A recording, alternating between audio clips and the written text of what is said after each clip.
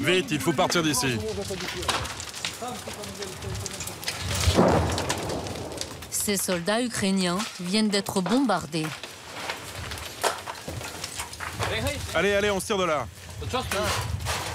Ils évacuent leur planque. Approche la voiture.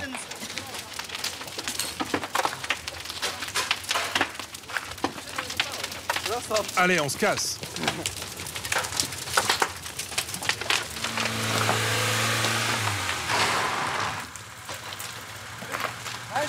On charge les affaires et on fonce.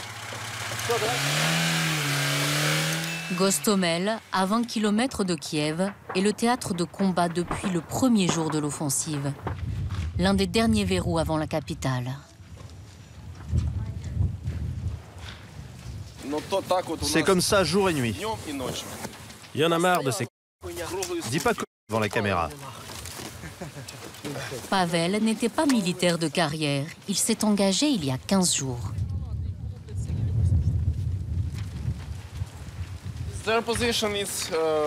Les Russes sont là-bas, juste de l'autre côté de la rivière. Ici, on se prend des tirs de mortier, et plus loin, il y a l'artillerie. Mais on lâchera pas, on ira au bout. Même si c'est la merde. Ils tirent par ici. On ne peut pas riposter dans la même direction, car il y a encore des civils. Les soldats se replient dans ce bunker qui date de l'époque soviétique. Bien à l'abri. Oui, mon colonel. Je vais rassembler les armes d'abord. Fais vite, fais vite. Oui, je fais vite.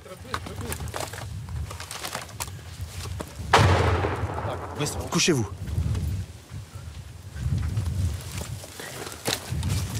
Ça craint, là. Faites gaffe, ok? Le colonel nous interpelle.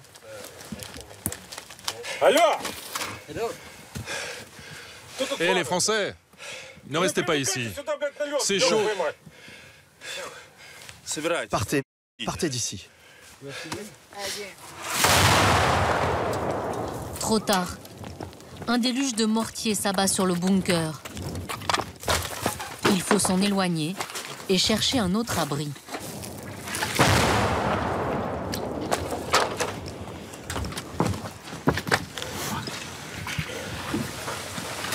Ça va ?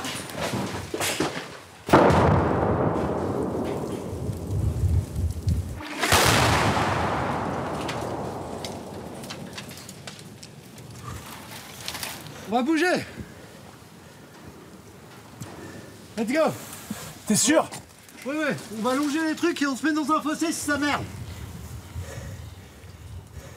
Let's go. L'avion est encore là. L'avion est encore là, bouge pas. Attention. Ça pète sur la route par laquelle on peut partir, on peut pas bouger. Attention.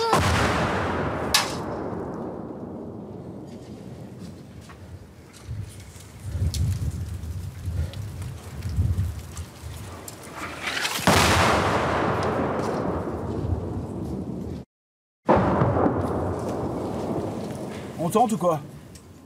Non.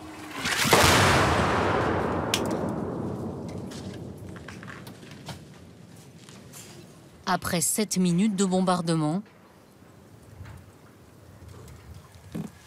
Allez, on essaye. le tout pour le tout.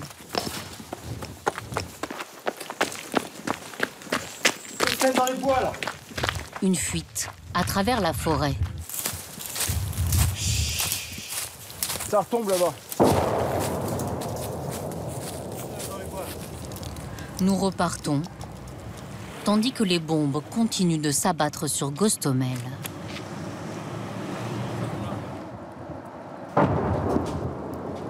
Des affrontements aux portes de la capitale, meurtriers tant pour les soldats que pour les civils. Ça va aller, je te promets, mon chéri. On va s'en sortir. Yana étreint son petit Misha de 3 ans depuis 4 kilomètres.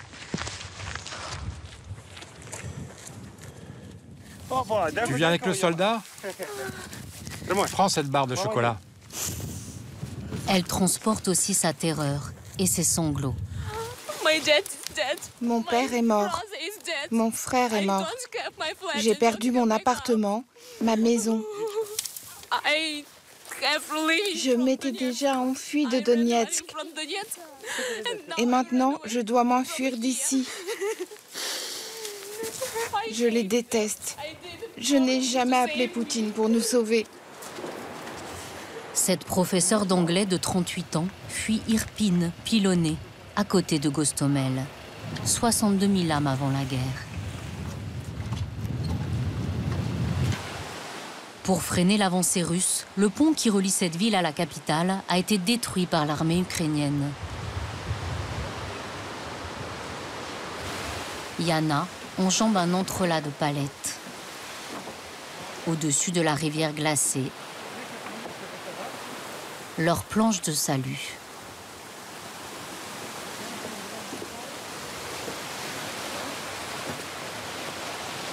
Il faut pas tomber.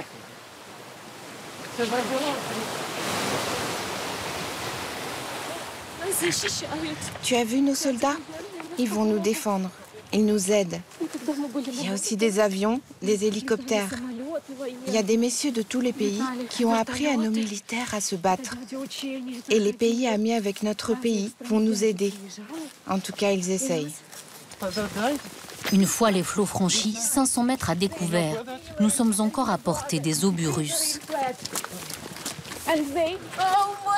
J'ai perdu de vue mon mari et ma mère. Je ne sais pas où ils sont. On s'occupe d'évacuer tout le monde. Ça va bien se passer.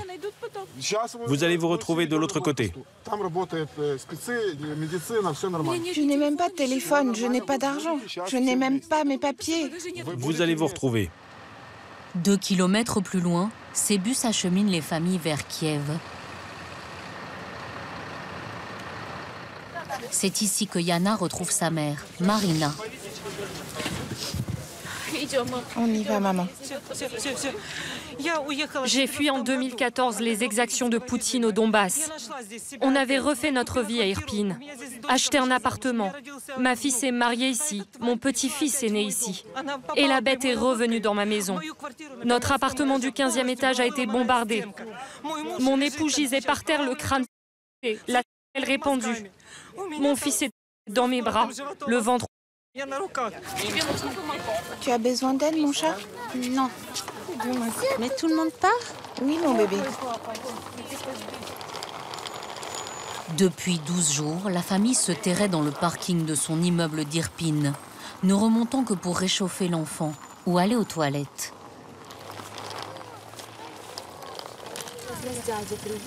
Un monsieur va nous emmener en voiture. Mais où? Plus loin sur la route. Quelques minutes plus tard, Yana retrouvera son mari. Ensemble, ils partiront pour Lviv, dans l'ouest. La famille fuit un champ de bataille, des civils qui se terrent et d'autres volontaires qui se dévouent pour les évacuer. Je cherche la rue Ukrainska. C'est par là? Comme Anton, 42 ans. Il nous emmène vers l'immeuble de Yana, dont elle nous a donné l'adresse. Le quartier s'appelle Versailles. Je ne sais pas si on va pouvoir passer, mais on tente. Anton roule à toute allure pour éviter les tanks russes en embuscade. Hier, ils étaient là, près du parc central. On arrive. Le quartier Versailles s'est figé sous les bombes. Au 15e étage, l'appartement de Yana a été pulvérisé.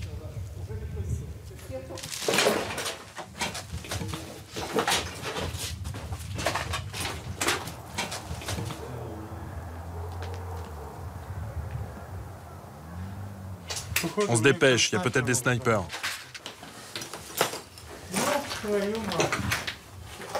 Yana et Marina ont dû fuir sans pouvoir s'occuper des corps de leurs proches, qui gisent encore sur le sol.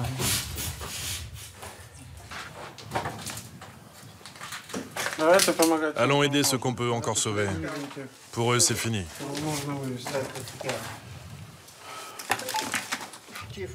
En bas, des voisins rescapés. Il reste des gens au sous-sol. C'est par là. Au milieu des berlines, un campement de fortune. Yuri, sa femme Maria et leur garçonnet de 2 ans vivent ici depuis 2 semaines. Sans eau, sans électricité ni chauffage. Tu fais coucou au monsieur? Tu dis que tu vas bien?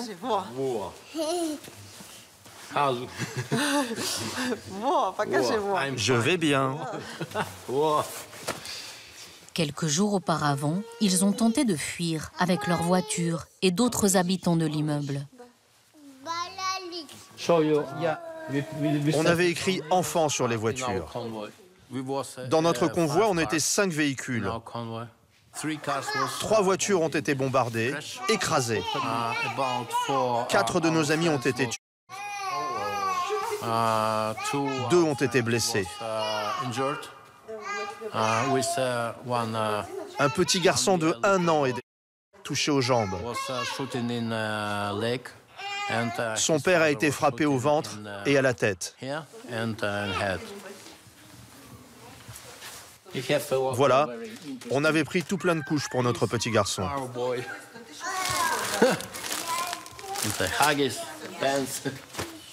Petit ours. Petit ours. On va évacuer et tout laisser. Les livres, les feutres, les contes, tout ce avec quoi un petit grandit et qu'on avait acheté pour qu'il ait une belle enfance. Son petit vélo. On laisse tout ce qui faisait notre vie. On va devoir recommencer à zéro. Mais il faut être fort. Je ne veux pas craquer maintenant. Je pleurerai plus tard. Là, il faut juste penser à survivre. Après la victoire, on reviendra. On va vaincre, tu sais. Oui, on va vaincre. On reviendra. Yuri et Maria veulent rallier la Pologne, ou peut-être l'Allemagne.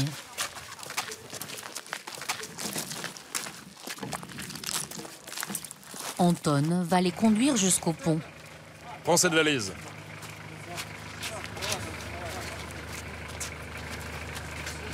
Il neige. On ne monte pas devant, sinon on sera les premiers tués.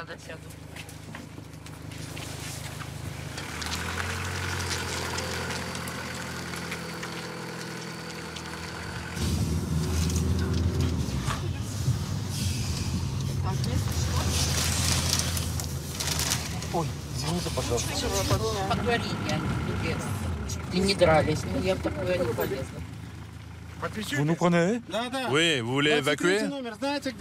Cette nuit, j'avais un tank russe juste devant mes fenêtres. On peut monter avec vous? Ok, montez.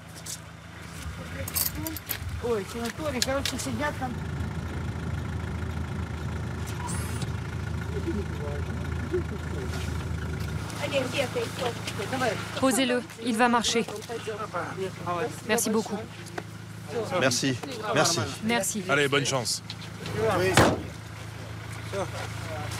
Bon, on y retourne.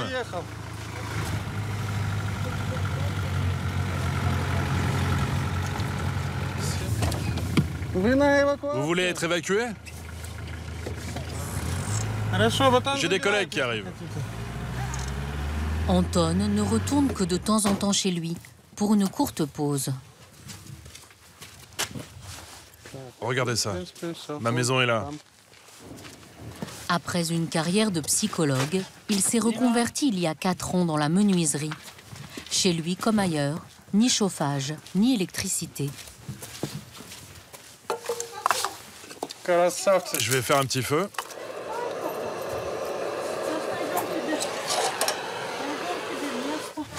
Mais il s'est bricolé un accès à Internet. Là, c'est Internet.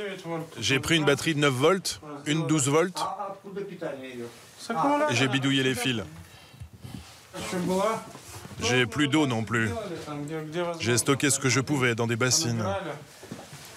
Au début de l'invasion, Anton a évacué son épouse, son fils de 8 ans et sa fille de 6 ans en Croatie. Ma femme a super peur, mais je lui dis pas tout ce que je vois.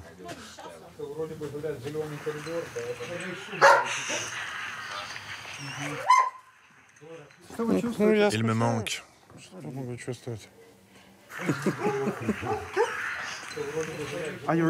Vous êtes prêt à tout perdre pour défendre votre pays? Oui. Si je ne l'étais pas, je me serais barré. C'était quoi cette bombe?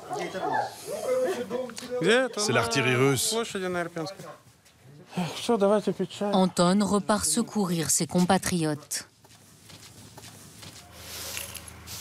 Irpin est devenue une ville fantôme, où ne restent que quelques vieillards.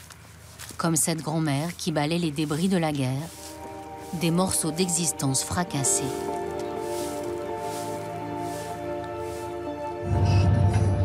Du nord au sud de l'Ukraine, la même tragédie. À l'est d'Odessa, Mykolaïv. Cette cité portuaire de 500 000 habitants est attaquée depuis 2 semaines par l'armée russe, qui tente d'encercler la ville.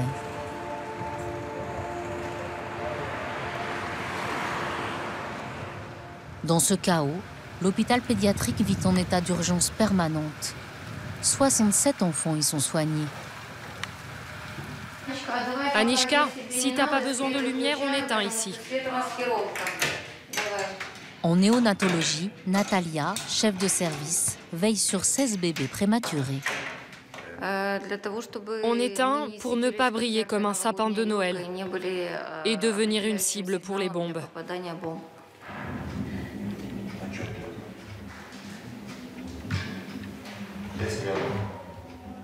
C'est quoi ça? Peut-être des roquettes. C'est un avion? Je ne sais pas. C'est quelque chose qui fait peur.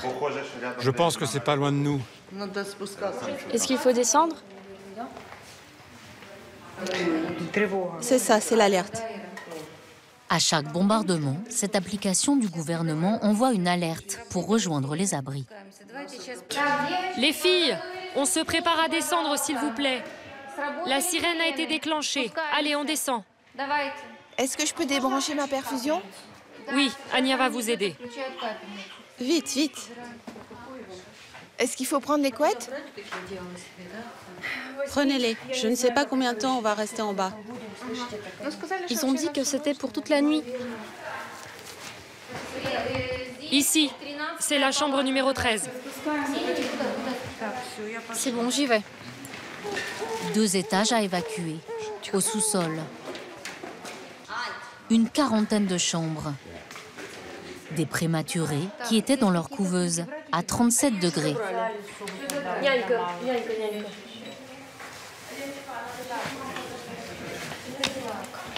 Un, deux. Pour l'instant, c'est bon, mais je reviens. Amina, 20 ans, vient d'avoir des jumelles, Anita et Dana.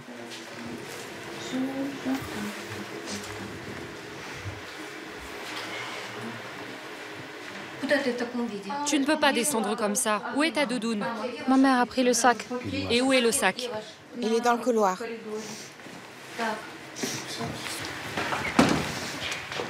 Où dois-je aller? C'est par là, par là.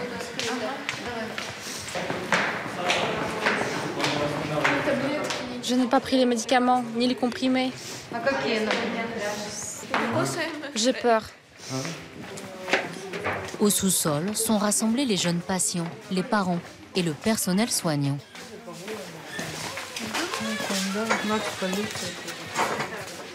Donne-moi l'autre bébé.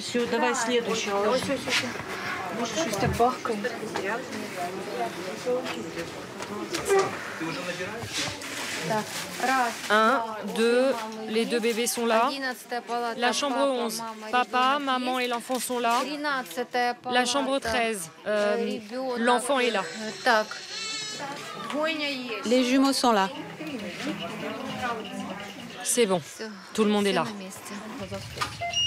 Sous les bombes, il faut continuer à gérer les urgences vitales avec les moyens du bord. Enlève-moi ça. Qu'est-ce qu'il a? Ça va pas du tout. Ce bébé est en détresse respiratoire. Vite, vite, donne-moi l'aspirateur. Et passe-moi le ballon. Il était tout pâle. Je l'ai pris dans mes bras pour le réchauffer, mais ses lèvres devenaient bleues. Ok, on gère.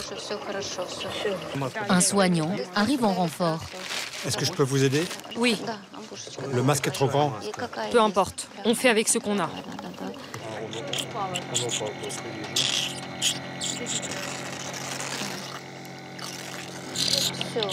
Ça y est, il a ouvert les yeux.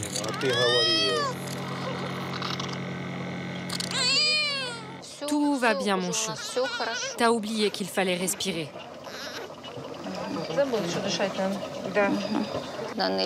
Pendant 4 jours, ce bébé était stable. Il n'avait aucun souci.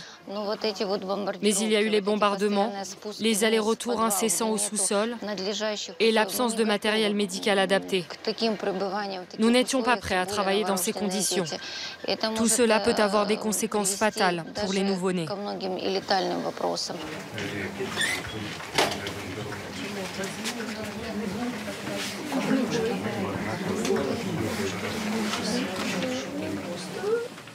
Dans la pièce d'à côté, des enfants blessés par les bombardements.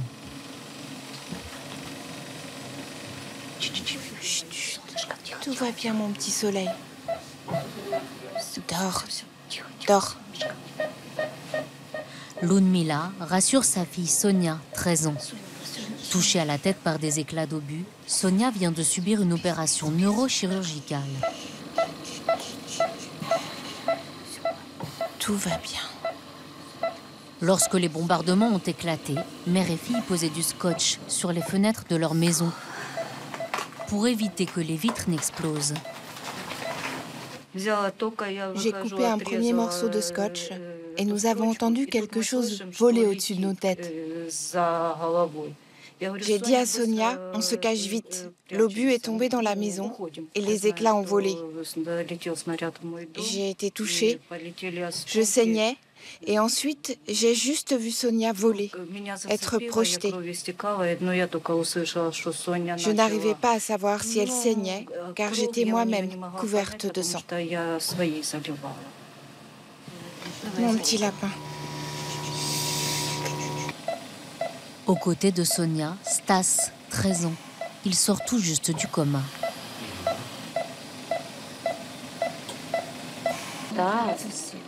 Stas, il faut manger. Non, je n'ai pas envie. Il faut manger, il y a de la purée pour les enfants. J'aime pas la purée pour les enfants. Il a eu une hémorragie que nous avons pu stopper. On l'a opéré et on a procédé à une greffe veineuse. Stas, peux-tu nous dire ce qui t'est arrivé?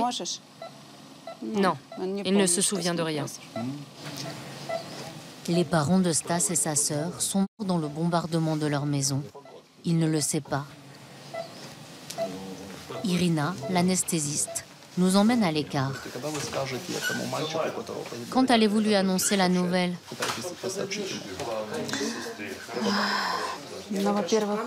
C'est très compliqué. Quand son état de santé sera stable et de manière générale quand il sera prêt, nos psychologues vont travailler avec lui et nous lui dirons ce qui est arrivé à sa famille.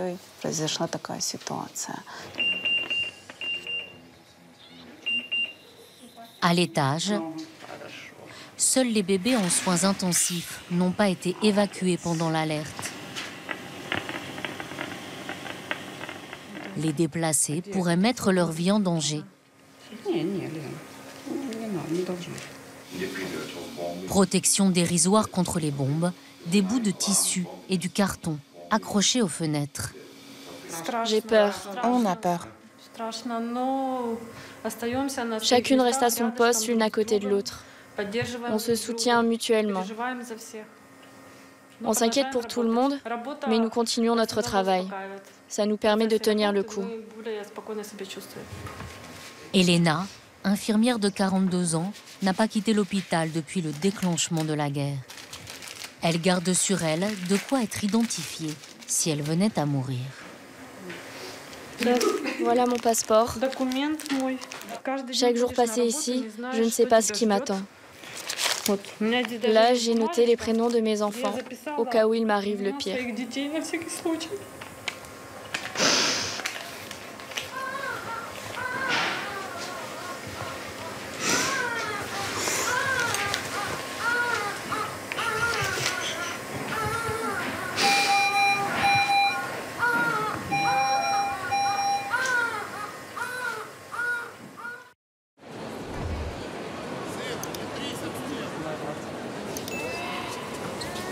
À la gare centrale de Kiev, c'est l'exode. Au milieu de la cohue, cette maman. Non, le train n'est pas encore affiché. Ça doit être par là. Juliana, 43 ans, chargée de ressources humaines, fuit la ville avec sa fille Margarita. Si je n'avais pas d'enfant, je resterais ici pour me battre. Ma fille, c'est la seule raison pour laquelle je dois partir. Je dois élever ma fille, car elle n'a que 3 ans et demi.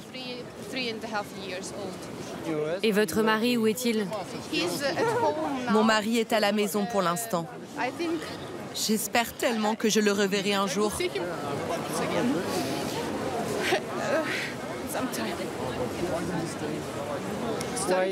Pourquoi ne part-il pas avec vous? Il voulait rester ici. Il voulait rester ici. Pour défendre? Oui. Aujourd'hui est un jour tellement dur pour moi, car j'ai embrassé mon mari comme si c'était la dernière fois. Et j'ai fait une photo de nous 3 comme si c'était la dernière fois, et c'est juste horrible. J'ai la photo là. Comment s'appelle-t-il? Andrei, c'est un super papa qui adore sa fille. Je veux croire encore que je vais revenir, que c'est juste une épreuve que nous devons traverser, qui nous permet de réaliser à quel point notre amour est important, à quel point c'est bien de s'être rencontrés et à quel point c'est bien d'avoir un enfant ensemble. Oh ma fille, merci.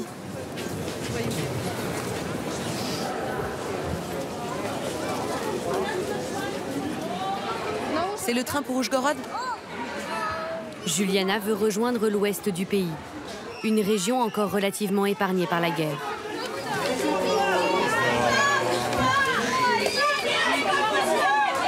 Laissez passer les gens avec les petits-enfants. Qu'est-ce que vous faites? Des wagons, comme les canaux de sauvetage d'un bateau en plein naufrage. Évidemment que je vais laisser passer la dame avec l'enfant. Juliana réussit à monter dans le train, in extremis. Non, non, non, il n'y a plus de place.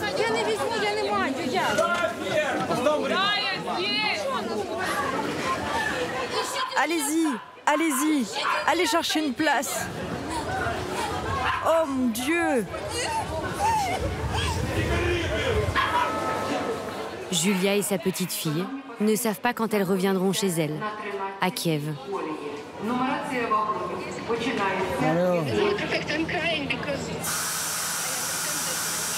Je pleure parce que je sais que j'ai pris la bonne décision, mais c'était une dure décision à prendre. Peut-être qu'un jour je raconterai cette histoire à ma fille et ça sera une grande histoire. J'espère que ça va aller.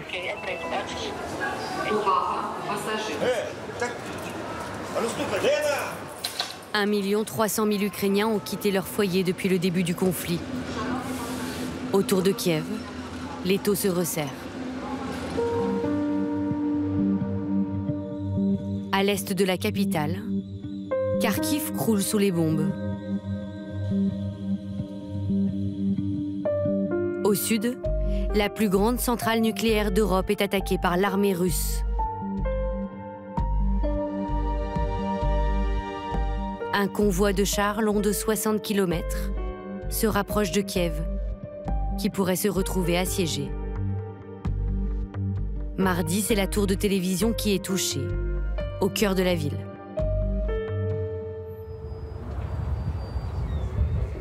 Ceux qui ont choisi de rester sont entrés en résistance.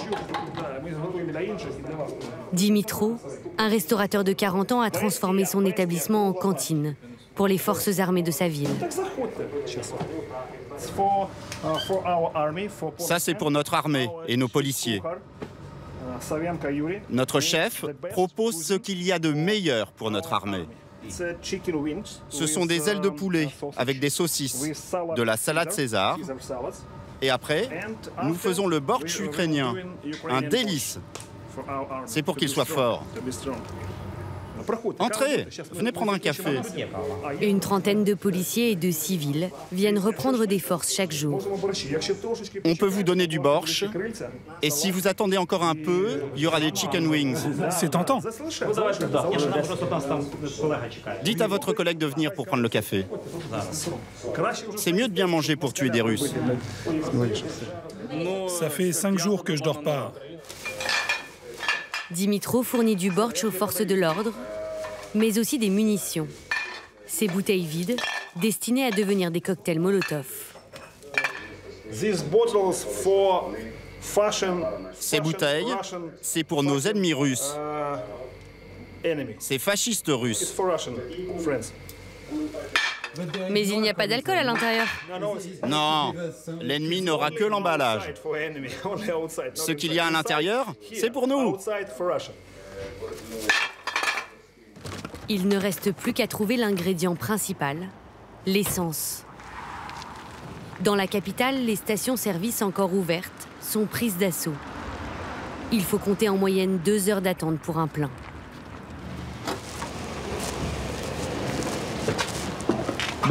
Bonjour, ça vous embête pas si je prends un peu d'essence? C'est pour fabriquer des cocktails Molotov. C'est pas pour ma voiture. Allez-y.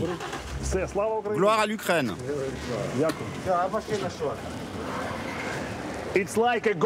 Ça vaut de l'or aujourd'hui. L'atelier de fabrication des cocktails Molotov est situé dans cette arrière-cour. C'est ta mission. Vous connaissez le dosage? C'est la première fois que vous faites ça?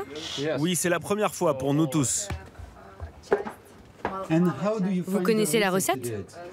Sur Internet, j'ai vu des publications qui expliquaient comment faire. C'est devenu le cocktail le plus populaire en Ukraine aujourd'hui. Tiens la bouteille et dis-moi quand je m'arrête. L'état-major ukrainien a diffusé un mode d'emploi afin d'expliquer aux habitants comment viser les chars russes pour les détruire. Ça va suffire, ça, face à l'ennemi? Je sais pas. Je crois, mais je sais pas. J'ai envie d'y croire.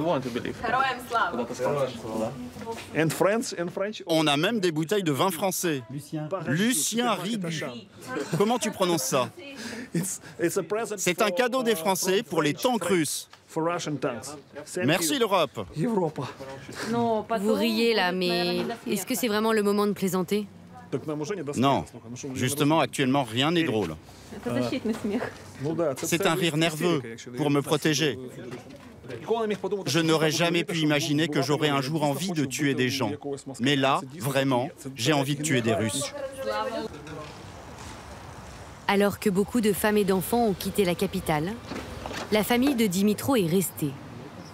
Sa femme, Masha, entraîneuse de basket, a même insisté.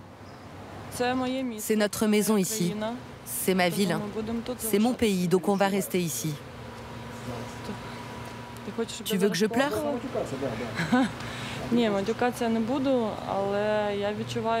J'ai tellement de peine, on m'a volé ma vie. Vous faites quoi, mes chouchous? Leurs 3 fils, Andrei, 15 ans, Danilo, 8 ans et Ivan, 6 ans, ne sont pas sortis depuis 3 jours de l'appartement. On ne peut même plus aller là-bas jouer au foot.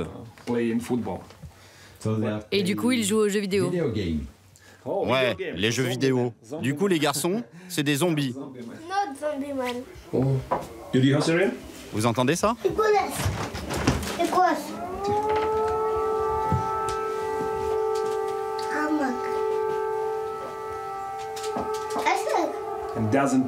On ne sait pas.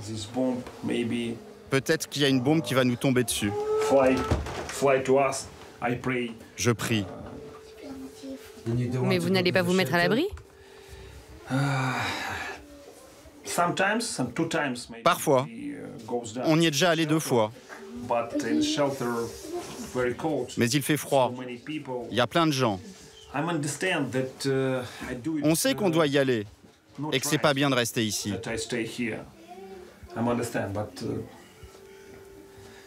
Les sirènes retentissent toute la journée, non? Aujourd'hui, c'est la 5e sirène en 3 heures. La veille, l'armée russe a bombardé la tour de télévision de Kiev, détruisant par la même occasion la salle de sport où Andrei, le fils aîné, s'entraînait 4 fois par semaine.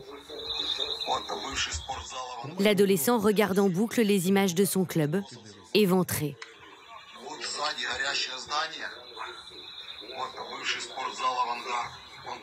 Jusqu'à maintenant, ça ne te touchait pas directement. Là, tu as vraiment pris conscience de la guerre, non? Oui, j'ai pris conscience. De ce qui se passe vraiment. Le frère de Dimitro travaille en Russie depuis des années. Oui, mon frère. Salut, mon frère. T'as une minute? Dimitro l'appelle tous les jours pour lui raconter ce qu'il se passe à Kiev. La communication entre les 2 frères est parfois tendue. Dis-moi, je suis avec un journaliste français. Si tu ne veux pas parler, tu ne dis rien. Mais si tu as envie, tu peux dire ce que tu penses de la guerre. Dimitro parle en ukrainien, son frère en russe. Je veux pas qu'on donne ni mon nom ni mon prénom, car c'est la merde ici. Je vais lui dire.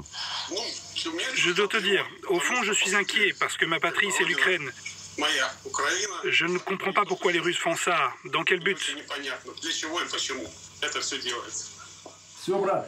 Prends soin de toi. Prends soin de toi aussi et rappelle aux journalistes de ne pas donner mon nom.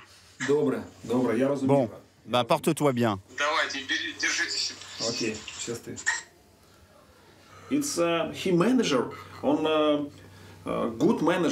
Il est cadre. C'est un bon manager qui travaille dans un grand groupe. Mais il pense comme un Russe, comme un Soviétique. Je sais que tu as des difficultés, mais s'il te plaît, ne dis pas mon nom. Je suis en colère.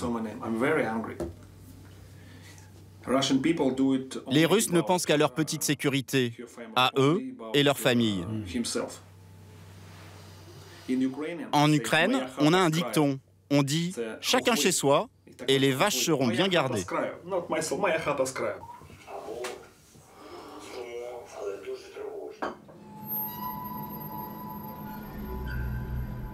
Dehors, partout, des barrages tenus par des civils qui ont pris les armes. Leur hantise, l'ennemi infiltré, ce qu'ils appellent les saboteurs. Laissez passer! Le commandant Motard, 44 ans, supervise ce point de contrôle. Ancien entrepreneur dans le BTP, il s'est engagé dans la défense territoriale il y a 8 ans, lorsque la Russie a envahi la région du Donbass. Que ce soit un militaire ou un civil, vérifiez toujours le coffre, même s'ils ont une autorisation de port d'armes. Va prendre la liste des voitures suspectes. Quelle liste? La liste des plaques d'immatriculation des voitures suspectes que tu dois arrêter. Motard est le seul professionnel du checkpoint. Ses camarades, eux, découvrent le maniement des armes. Tu le remontes comme ça, c'est tout. Tu montes et tu descends. Et ensuite, tu pointes vers le haut. Et toi, tu faisais quoi il y a une semaine avant de t'engager? J'ai été conseiller sur les questions économiques du vice-premier ministre et maintenant, j'ai un cabinet de conseil juridique. Tu la sens la différence de situation là? Mais on est une grande famille aujourd'hui. Nous, on s'en fout de qui tu étais avant. Ce qui compte, c'est qui tu es maintenant. Parmi son équipe, un soudeur, un informaticien et 3 femmes. Une biochimiste, une employée de poste ou encore cette maquilleuse Alona, 32 ans. C'est une responsabilité. La première fois, quand j'ai pris une arme dans les mains, j'ai réalisé que j'avais le pouvoir d'ôter la vie à quelqu'un. C'est une responsabilité terrible. Mais si on est amené à devoir se protéger, ou protéger la vie de nos enfants, ou de nos parents, s'il le faut, nous serons prêts à tout. C'est ici, au nord de la ville, que les Russes ont tenté leurs premières incursions, la semaine dernière. La veille, Sergueï, un artiste clown qui s'est engagé il y a 7 jours, dit avoir arrêté 2 personnes suspectes qui tentaient de passer le checkpoint.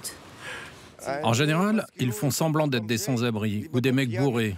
Soit ils en profitent pour indiquer aux Russes où se trouvent nos checkpoints, soit ils nous espionnent. Les 2 suspects ont été remis à la police. Stop. Stop. Il y a des tirs là. Donc là, il faut faire attention, t'as compris? Il faut être vigilant, car on ne sait jamais d'où ça peut venir. Cocktail Molotov à portée de main. Et juste à côté, dans un appartement transformé en base arrière, du plus gros calibre, donné par l'armée. Et mon vieux, comment on appelle ça en anglais? Ce sont des roquettes RPG anti-char. Et ça, c'est un casque de l'armée allemande. Des armes de guerre pour des civils souvent inexpérimentés. Bon, comment mettre ces piles? Il faut retirer ça? Mais où les mettre? Il faut qu'on lise la notice.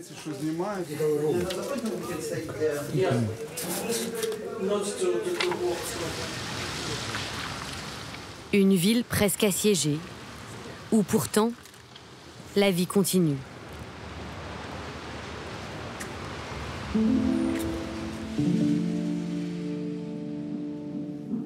Alessia, 32 ans, est à 3 jours du terme. Elle attend son premier enfant.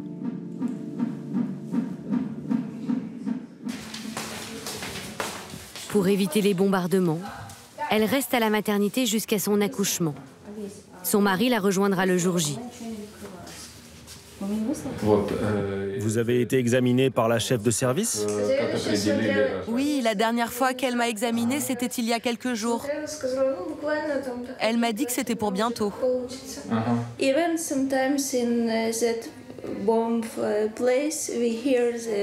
Il nous arrive d'entendre le bruit des bombes ici. Ça fait peur, mais qu'est-ce qu'on peut faire? Vous pensez que le bébé les entend? Oui, je pense.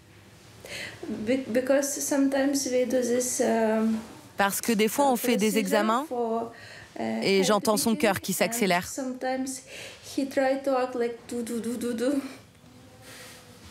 C'est un garçon ou une fille?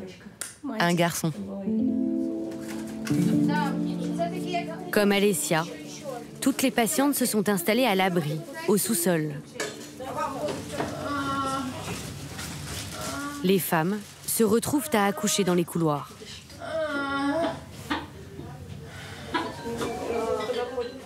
Les pièces où l'on stockait le matériel sont transformées en chambres de fortune.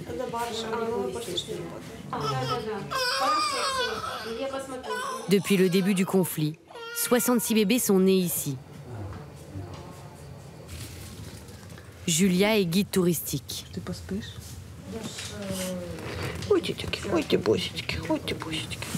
Elle a accouché de son premier enfant 4 jours après le déclenchement de la guerre. Il est très calme, il dort tout le temps. Il mange très bien.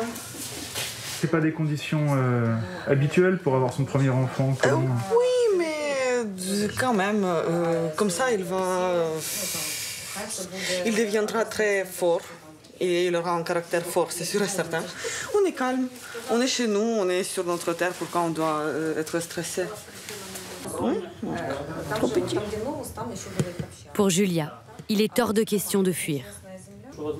Nous s'enfuir où? Et pourquoi? C'est ça la question.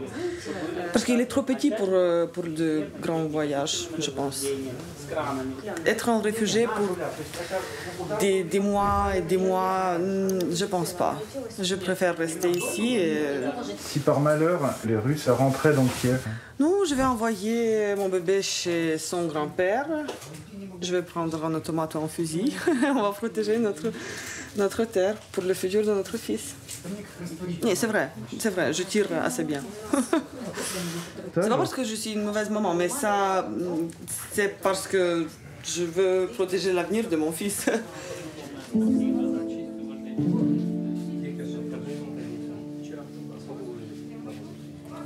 La nuit, c'est presque toute la ville qui se réfugie sous terre.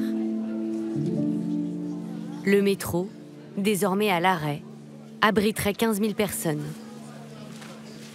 Certains y vivent en permanence. D'autres se risquent à sortir entre deux alertes. Comme Marc.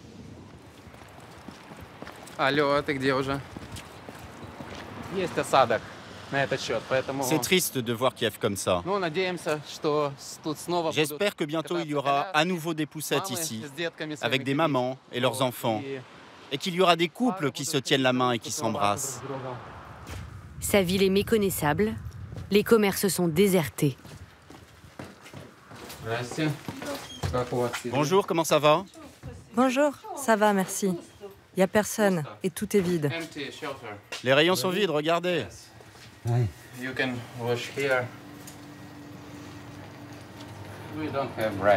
n'y a plus de pain. C'est un problème. Pas de viande non plus, pas de lait. Quand est-ce que les clients ont pris tout le sucre? Ce matin, on en avait encore. Ah d'accord. Du sucre raffiné?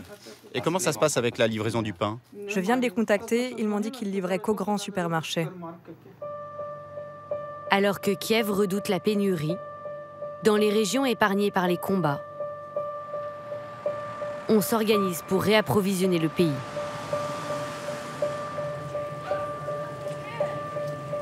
Oujgorod, 120 000 habitants, situé à la frontière slovaque, est devenue l'une des bases arrières de la résistance.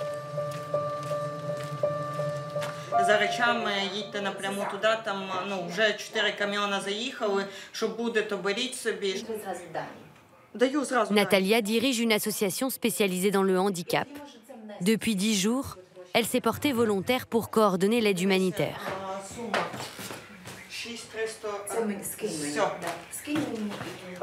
Salut Natalia. Alors voilà la situation. On est en train de récupérer des choses un peu partout en Slovaquie.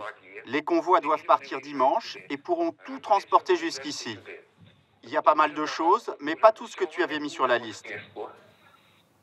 Au téléphone, un contact pour obtenir du matériel médical de Slovaquie. І це список можуть вже замовляти на наступний тиждень ще, ну, то есть, Богдан, гроші ми навіть знайдемо за гроші, це не знаю, що це. Якщо ви забираєте. Sa collègue est en ligne avec des Allemands, des particuliers qui ont rempli 5 voitures et 2 fourgonnettes de nourriture et de médicaments. Vous arriverez à quelle frontière? La frontière slovaque? Vous souhaiteriez qu'on vous rejoigne là-bas pour tout récupérer? C'est comme ça que vous voyez les choses? Pour l'instant, surtout des dons de la société civile. Natalia n'a encore rien reçu des ONG occidentales.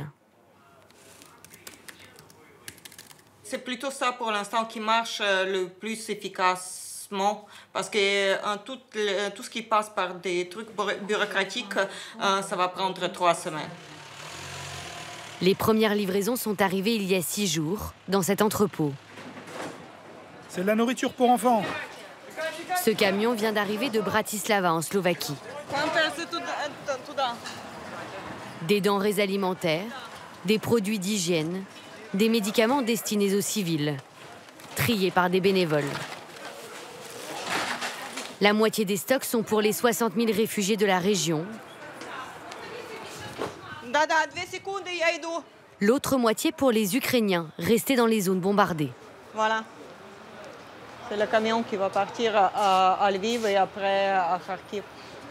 C'est notre rôle d'organiser tout ça parce qu'on est le moins touché, on est privilégié et donc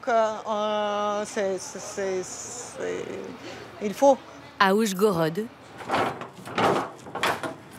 chacun tente à sa façon de participer à l'effort de guerre. Dans le grand parc de la ville, ce café a été transformé en fabrique de cocktails Molotov, qui sont ensuite envoyés au front par le train. C'est un cocktail spécial des Carpates. C'est un cadeau pour les chars russes. Bien le bonjour d'Ukraine. On commence à manquer de polystyrène, maman. On nous a montré comment faire. C'est pas compliqué. On doit juste remplir les bouteilles de polystyrène. Jusqu'à 300 volontaires chaque jour, dirigés d'une main de fer par Yolanda. Qu'est-ce que vous avez ramené là? Des bouteilles? Très bien. Les gars, dépêchez-vous. Venez décharger les bouteilles. Cette responsable des ressources humaines dans une entreprise de bâtiment a réquisitionné la buvette de son frère. Cette bouteille est trop grande, ce ne sera pas pratique pour la jeter, ça va se renverser. Il ne faut pas s'en servir, mettez-la au recyclage. On en a fabriqué 75 000 en 4 jours. Mais vous aviez déjà fabriqué des cocktails Molotov? Non, bien sûr que non, mais j'adore cuisiner, donc tout le monde me dit que j'ai un don pour ça. Yolanda tente de garder le sens de l'humour, malgré la tragédie qui touche son pays. Vladimir Poutine doit savoir que nous, les femmes, apprécions ce qui est beau. Donc on va choisir la plus belle des bouteilles pour son cocktail. On la réservera spécialement pour lui, s'il n'arrête pas de nous faire la guerre.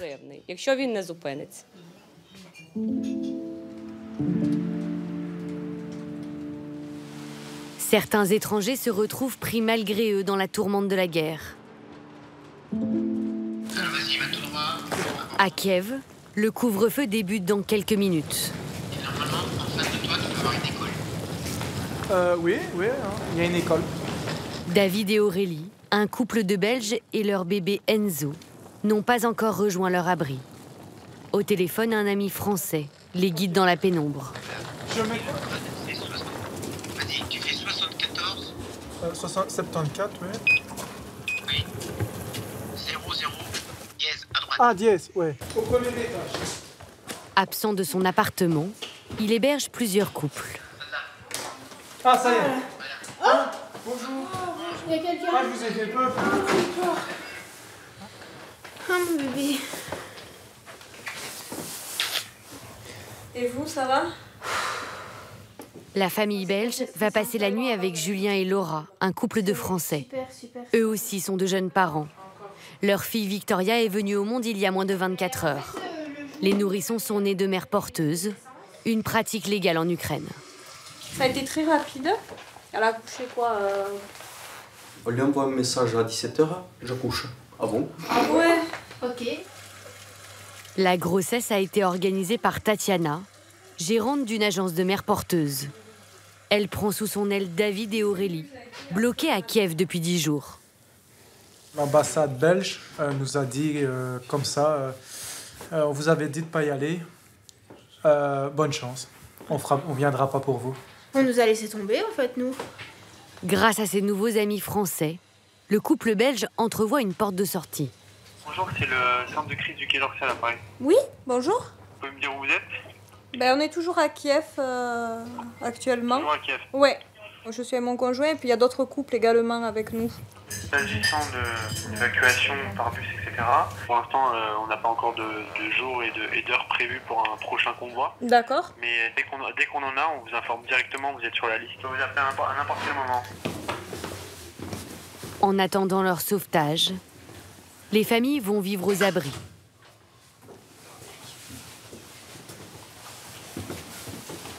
Dans les sous-sols du bâtiment, un ancien lieu de fête, tout confort. Ah, c'est la cuisine. Ah, le micro-ondes, le frigo qui est là. Il y a tout ce qu'il faut, sauf de quoi dissiper leurs angoisses.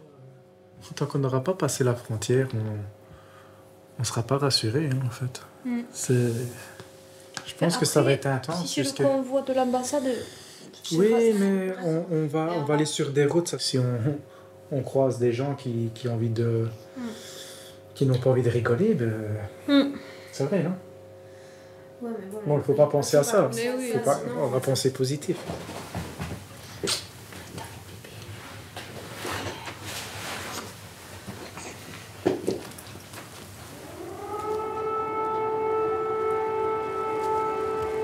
Le lendemain matin, le compte à rebours est enclenché pour Tatiana.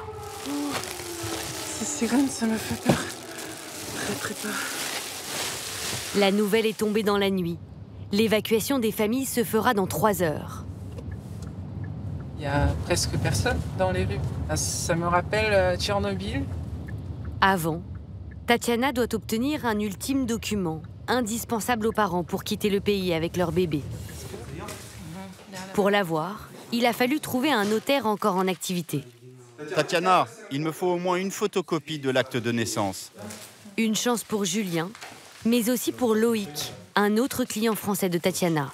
Ça, vous gardez? Oui. Les 2 mères porteuses signent le sésame à la hâte.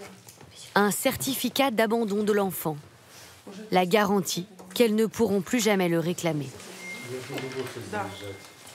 Là, il faut qu'on y aille parce que ma femme vient de m'appeler et les sirènes sont hurlantes. Elles sonnent. Titi, rappelle. Faut y aller, Tatiana. Oui, je dois payer. On doit se tirer dans un quart d'heure. Genre, faut aller chercher toutes les valises, Julien. Oui, Julien, allez. Julien, viens. Bon, moi, je vais plus. C'est pas si plein. Ils ne sont qu'à 5 km du point de rendez-vous fixé pour l'évacuation. Mais à peine partis, ils doivent s'arrêter. Tatiana contacte le chauffeur qui doit les évacuer pour négocier un délai de grâce. Il y a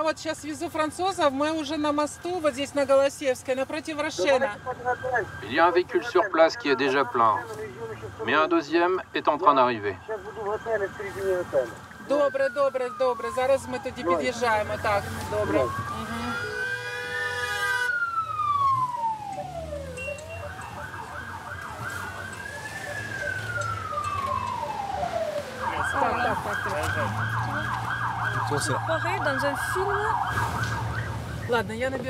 Quelques minutes plus tard, ils parviennent enfin au point de rendez-vous. Leur convoi se résume à 2 petits vans et les jeunes parents ne sont pas seuls. Je ne sais pas comment on va faire. Avec 2 bus allaient pour 30 personnes et il y a un monde fou qui arrive. Зачекайте, будь ласка, посадіть з малими дітьми. Qui a des enfants? Soyez calmes, il y a des enfants. Il faut qu'elles sortent, les dames. Mesdames, il faut sortir. Non, je ne sors pas parce que j'ai un passeport français. Mais et nous, vous croyez quoi? Qu'on n'a pas de passeport français? Je suis avec ma mère. Âgée qui est tombée au bébé.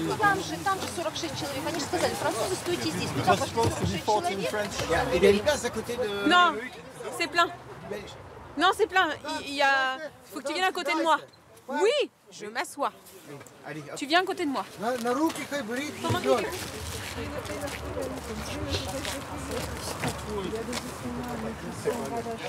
Tout le monde cherche à sauver sa peau, quoi. Tatiana, qui va suivre le convoi jusqu'en Pologne avec sa voiture, tente d'embarquer un maximum de monde.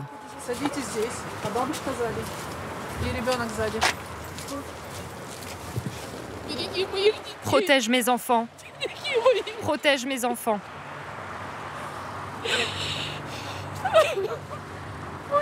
Qu'ils soient maudits, ces Russes. Tatiana part avec les enfants de son ami Sacha. Je te confie ce que j'ai de plus précieux. Qui a fait le choix de rester à Kiev avec son mari.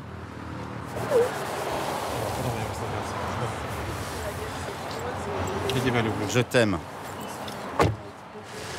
Le convoi devrait arriver ce soir à Lviv, près de la frontière polonaise.